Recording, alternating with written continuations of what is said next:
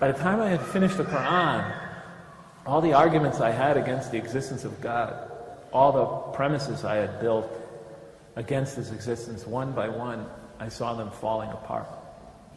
So by the time I finished the Quran, I had no more argument against the existence of God. But not having an argument against God is not the same as having a reason to believe in Him.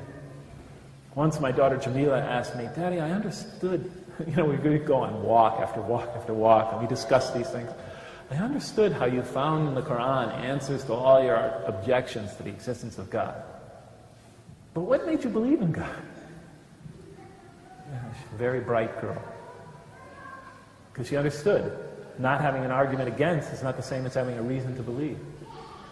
And I told her, honey, it's hard for me to explain, but as I was reading, as best as I understand it, as I was reading through the Quran, and one by one, the sort of fortress of the wall I had built between myself and the belief in the existence of God, as that wall began to crumble one by one, piece by piece, as those arguments faded away, I began to have slight doubts about my atheism.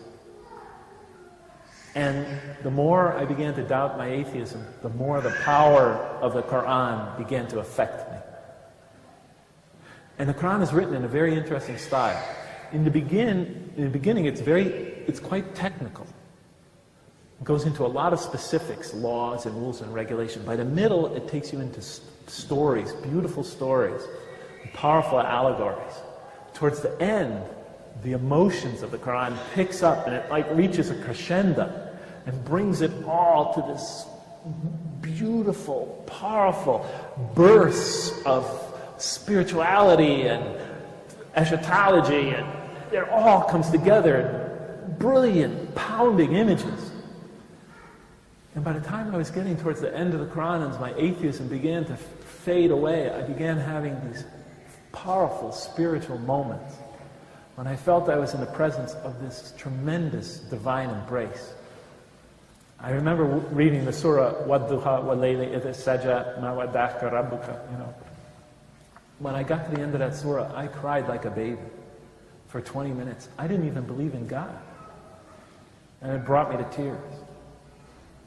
And I would try to deny these experiences as I was having them. I would try to step on them. They just kept coming. And it was whittling away at my atheism. So by the time I was finished with the Quran, I had severe doubts about the non-existence of God.